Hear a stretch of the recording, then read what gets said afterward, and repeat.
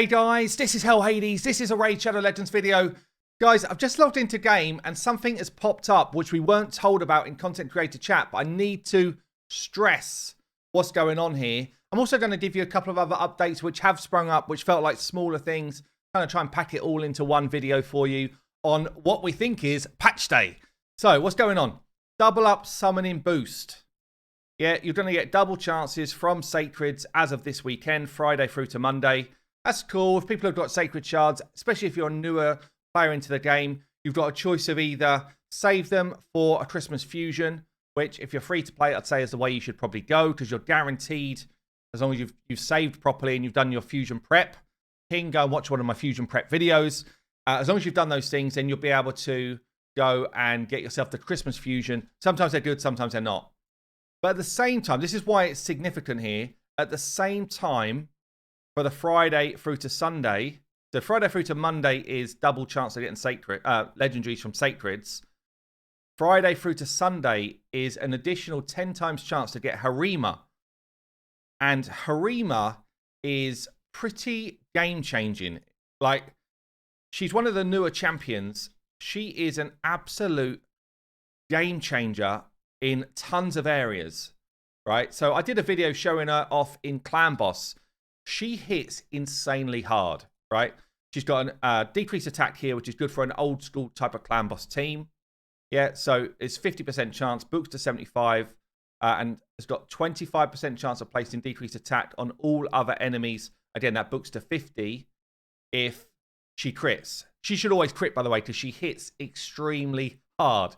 So even in somewhere like Hydra, if she is throwing out the crits with her A1, puts decreased attack somewhere, she can actually spread that to the other Hydra heads, which is pretty nuts as well. She's got an A2, a triple hit. This is the one that does obscene damage. Books to a 3-turn. Each hit decreases the target's defense by 5%, up to 30. So you put your decreased defense on anyway. She then lowers the clan boss's defense or any enemy's defense by up to another 30%. It's huge. It means your War Master procs are basically doing an extra 10k damage, and etc. Yeah, so all of your damage for your whole team is going to scale up. And in somewhere like any long fight, that's going to be really good. Each hit also increases this champion's defense by 5%, up to 100% more. Yeah, so, I mean, it's obscene. You could build her out quite comfortably with this base defense at like 5.5k defense. You then give her increased defense. She's like spiraling up more.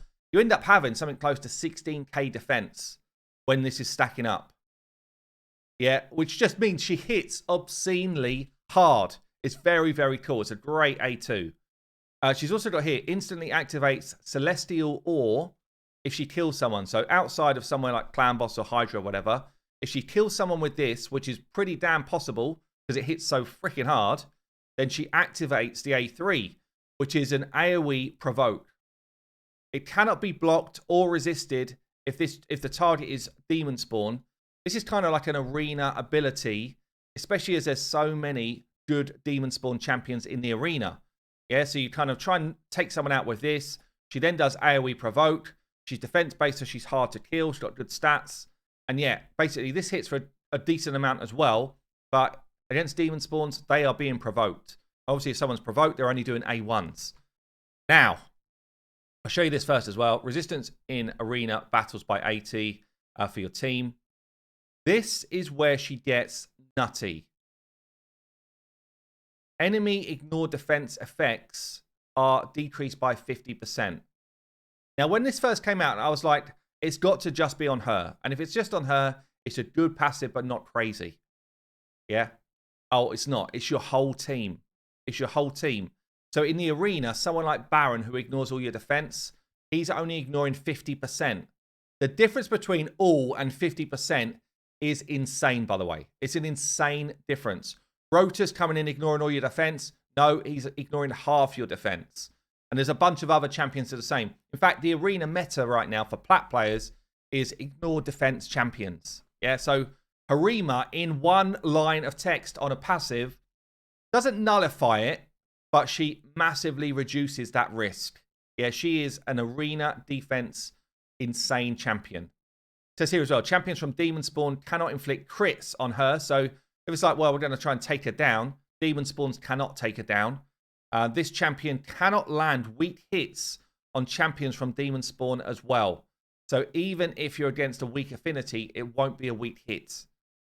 So yeah, I mean, her passive is very cool. But let me show you something from the test server in terms of why I think for the average player, not the plat players now, why the average player might take her really seriously. Okay, so we're on the new boss.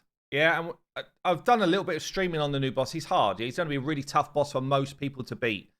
And I've spoken about this initial ability that he does, the Feasting Swarm.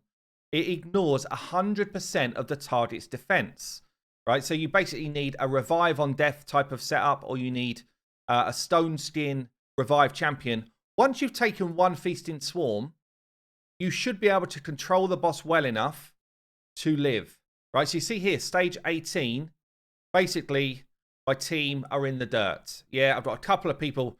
Acrisia, who just takes less damage from AoEs, has survived. And the Bishop, I've obviously got enough stats on him to survive. Just about. Just. Now watch what happens when I throw Harima into the team. As I say, stage 18. Same setup. Harima comes into the team. Feasting Swarm comes out. And basically, all right, we're still taking a ton of damage, yeah? But significantly less. Yeah, and if I had these people, Corvus obviously not built with much HP. If I had these people built better, then it's basically a way to deal with the Feasting Swarm. Or maybe you still bring in your revive on death or whatever, or your revive champion, but all of a sudden, you've got, if it comes again, or when it comes the first time, you've got way less risk. Yeah, it's the only champion in the game that can reduce that damage by that sort of amount. So for that reason, for this new boss, anyone who's going to want to take this boss seriously, I think it's one of the options. Because she also brings the ability to drop his defense further as well. That's also going to help you because he's tanky as hell. Especially when he's not asleep. He is tanky as hell. So I'm actually in the middle of recording a video around good champions for this fight. Harima was going to be one of my spotlight champions as a like, watch out. This champion's not one you're going to expect, but actually is insane for this fight. Okay, so at the start there, I mentioned a couple of other things as well, which I've kind of been sitting on. We have got, coming up over the next few days, additional chances to get specific faction accessories from Spider. So on Thursday, which is today, so I guess as soon as this is finished here for the finite stuff, we're going to get a 3 times chance of getting dwarf accessories. Tomorrow will be Shadowkin, and then Saturday is going to be Sylvan Watchers.